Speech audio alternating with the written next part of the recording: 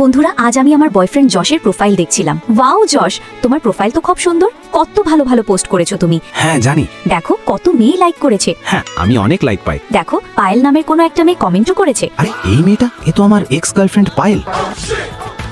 হয়তো ও তোমার কোনো ফ্যান, তাই না? হ্যাঁ মানে ও হয়তো আমার ফ্যান হবে, আমাকে পছন্দ করে হয়তো। এই নিন স্যার আপনার পার্সেল। ধন্যবাদ। কেমন আছো যশ? তুমি কি আজ রাতের ডিনারে আসছো? হ্যাঁ নিশ্চয়ই। ঠিক আছে, সাবধানে এসো, আমি তোমার জন্য অপেক্ষা করব।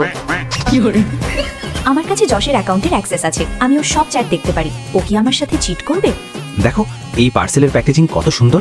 হ্যাঁ অ্যানি, আমাকে কি ভালো দেখাচ্ছে, দেখো তো একটু। হ্যাঁ, তোমাকে খুব ভালো দেখাচ্ছে, কিন্তু তোমার এক্স পায়েল কি ওই ডিনারে আসছে? হ্যাঁ সম্ভবত ও আসছে। আচ্ছা ঠিক আছে, সাবধানে যেও। আরে আমার পাগলিটা এত ভয় পায় কেন? তুমিও আমার সাথে চলো। সত্যি? ঠিক আছে, আমি তৈরি হয়ে আসছি। আজকের ডিনারটা কত মজাদার। হ্যাঁ হ্যাঁ ঠিক বলেছো। আরে পায়েল দেখো, যশ এসে গেছে। আরে ডিনার কি শুরু হয়ে গেছে? আরে ভাই তুমি তো একা আসার কথা ছিল না। চলো কোনো ব্যাপার না, খেতে বসো। বসো অ্যানি। হ্যাঁ আচ্ছা ঠিক আছে, আমি একটু ওয়াশরুম থেকে আসছি। হ্যাঁ তাড়াতাড়ি এসো।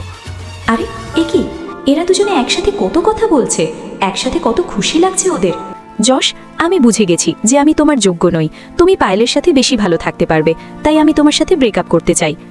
অ্যানি, আজ আমাদের 3rd ইয়ার অ্যানিভার্সারি, আর আজকের দিনে তুমি এমন কথা কেন বলছো? তুমি কি জানো যখন তুমি ওয়াশরুমে গিয়েছিলে তখন ওরা কত আজে বাজে কথা বলছিল? তখন আমি আমাদের এঙ্গেজমেন্ট রিং ওদের দেখিয়ে চুপ করিয়েছিলাম, আর আমি জানতাম যে তুমি আমার আর পায়েলের চ্যাট দেখবে। তাই পরে আমি ওই চ্যাটে বলেছিলাম যে আমি অ্যানির প্রতি লয়াল, যাকে আমি ভালোবেসেছি, যাকে আমি নিজের জীবন মেনেছি, সে হলে তুমি। অ্যানি, তুমি কি আমাকে বিয়ে করবে? হ্যাঁ নিশ্চয়ই করব। বন্ধুরা, যদি ভিডিওটি ভালো লাগে তবে একটি লাইক আর চ্যানেলটি সাবস্ক্রাইব অবশ্যই করবেন।